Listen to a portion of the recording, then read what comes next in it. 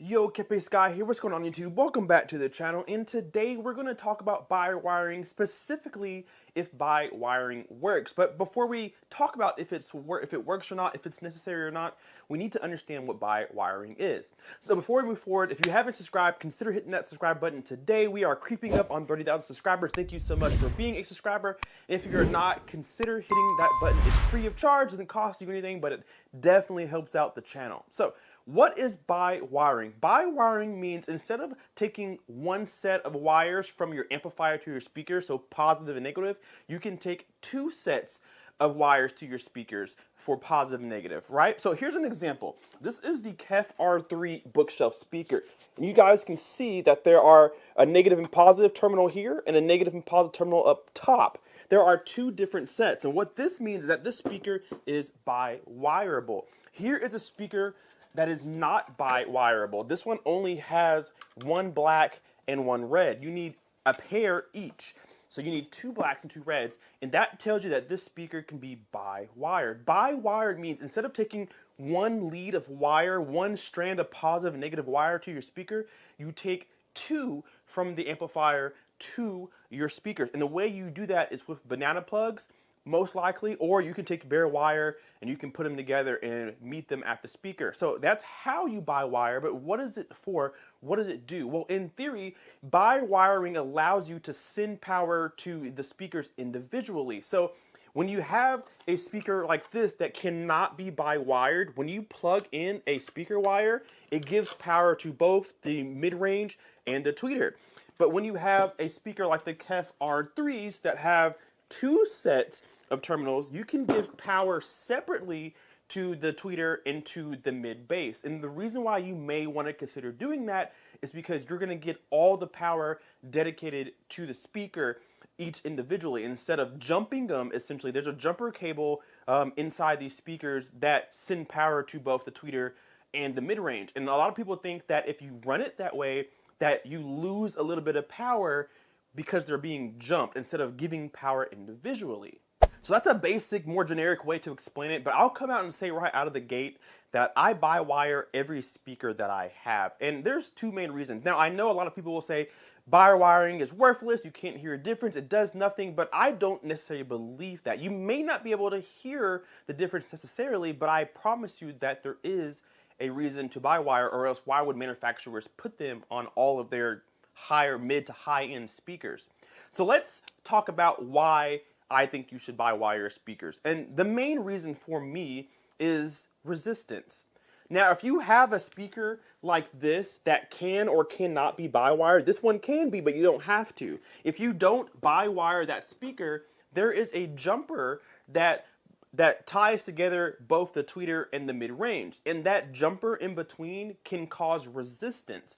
Resistance meaning ohms, impedance. You guys probably heard of 8 ohms, 4 ohms, 6 ohm speakers. You've probably seen it on your receiver. You probably heard it on YouTube's. Ohms is a measurement of power, electricity, and any resistance to that adds to your ohm rating. The higher your ohms are, 8, 10, 12, 14, 16, the less power your speaker is going to draw from your amplifier. The lower the ohms rating, the more power that speaker is going to ask of your amplifier. If you have resistance, then you're adding to your ohms, you're taking away power. So if you have a biwireable speaker and you have a jumper and cable tying the tweeter and the mid-range together, you're adding resistance between the speaker and the power. Therefore, you're getting less power to your speaker. Now, how much less? I don't know. It may not even be measurable. It's definitely not audible. But just knowing that it's a possibility, you want to get all the power you can. The best way to do that is to biwire. And again, biwiring means sending the tweeter and the mid-range its own dedicated power instead of tying the two together and splitting it between the two.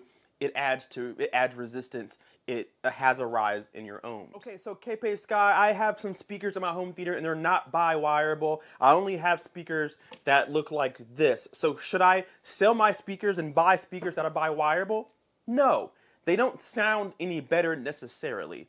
they don't sound really any different to the human ear. You can probably measure the difference. Technically, you can probably get technical about it and see a physical difference like on a graph or maybe even in your EQ, in your calibration. But to the ear, you won't be able to tell what speaker is bi-wired and what speaker is not.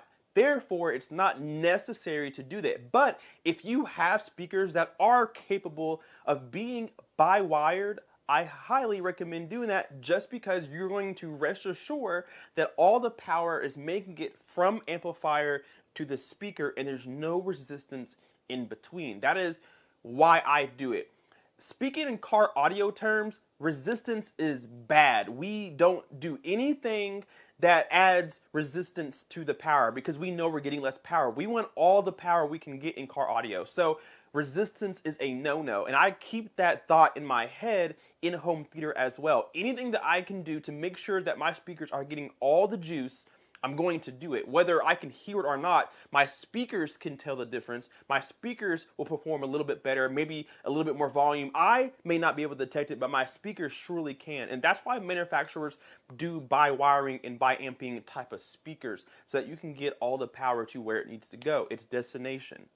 Just like usual, guys, I want to hear your thoughts in the comment section down below. I know you're going to give them to me anyway, so get down there and let me know two things. One, do you bi-wire your speakers? And two, why or why not? Very curious to know your thoughts on bi-wiring and if you've done them and what your opinion is about it down below in the comment section. And while you're down there, you might as well just hit the subscribe button. Thank you guys so much for watching. We'll see you guys in the next video. Kpaceguy out. Peace. Say I lost my mind, I will keep on holding my head high, even if the sky is falling down.